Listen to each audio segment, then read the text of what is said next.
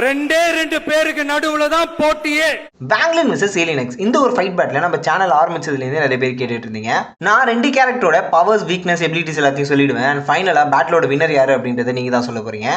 Ben 10 anime பார்க்குற உங்க ஃப்ரெண்டுக்கு மறக்காம இந்த ரீலை ஷேர் பண்ணி விட்டு வாங்க வீடியோக்குள்ள போகலாம். பேங்க்லின் யாருன்னு பார்த்தோம்னா இவர் நியர்லி ஆம்னிபோட்டன்ட். அது மட்டும் இல்லாமல் இவரால் ரியாலிட்டியை சேஞ்ச் பண்ண முடியும், ரியாலிட்டியை மேனிபுலேட் பண்ண முடியும்.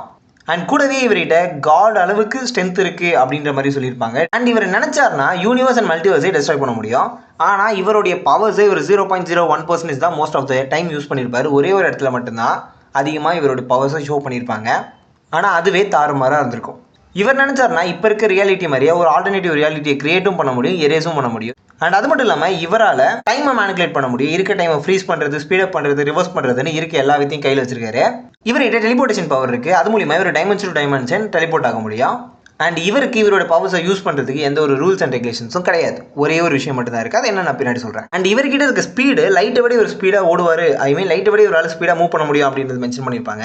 என்ன நடக்க போகுது அப்படின்றது இவரால் முன்னாடியே ப்ரெடிக்ட் பண்ண முடியும் அப்படின்ற மாதிரி மென்ஷன் பண்ணியிருக்காங்க. கூடவே இவர்கிட்ட டெலிகைனசிஸ் பவர் இருக்குது, க்ளோன் கிரியேஷன் பவர் இருக்குது, இம்மோபிலிட்டி பவர் இருக்குது. அண்ட் லாஸ்ட்டாக இவரால் ரீஜென்ரேஷனும் ஆக முடியும். இவர்கிட்ட இருக்க வீக்னஸ் பக்கம் வந்தோம் அப்படின்னா இவரோட கழுத்தில் ஒரு டாலிஸ்மேன் இருக்கும். அது வந்து எதுக்காக அப்படின்னா இவருடைய பவர்ஸை கண்ட்ரோலாக யூஸ் பண்ணணுன்றதுக்காக. ஏன்னா அது இல்லை அப்படின்னா இவரால் இவரோட பவரை கண்ட்ரோலாக யூஸ் பண்ண முடியாது. அது இல்லைனா இவர் சாதாரணமாக கையை தூக்கினாலே போதும், எக்கச்சக்கமாக ரியாலிட்டியில் ஏகப்பட்ட சேஞ்சஸ் நடக்கும். ஓகே, அங்கேருந்து நம்ம கட் பண்ணி நம்ம ஏலியனெக்ஸ் கிட்ட வந்தோம்னா இவராலையுமே reality, time, space, universal, multiversal எல்லா இடத்துலையுமே பூந்து விளையாட முடியும். இவரும் ஒரு ஆம்னிபோட்டன்ட் கேரக்டர் தான்.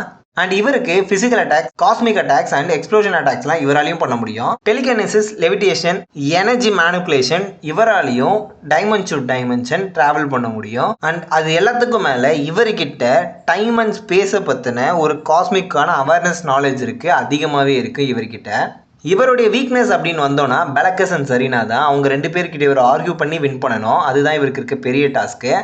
அண்ட் இவரை டிஸ்ட்ராய் பண்ணணும் அப்படின்னா ஒரே ஒரு பர்சனால் தான் முடியும். அது செலஸ்டியல் சேப்பியன்ஸால், அதாவது இவங்களுடைய ஸ்பீஷஸ் சேர்ந்து ஒரு ஆளால் மட்டும்தான் முடியும். ரெண்டு பேருடைய பவர்ஸ் அண்ட் வீக்னஸ் சொல்லிட்டேன். ரெண்டு பேரில் யார் வின் பண்ணுவாங்க அப்படின்றத நீங்கள் தான் சொல்ல போகிறீங்க. இந்த பேட்டிலில் யார் வின் பண்ணுவாங்க அண்ட் எதனால் வின் பண்ணுவாங்க அப்படின்ட்டு மறக்காமல் கமெண்ட்டு சொல்லிட்டு போங்க.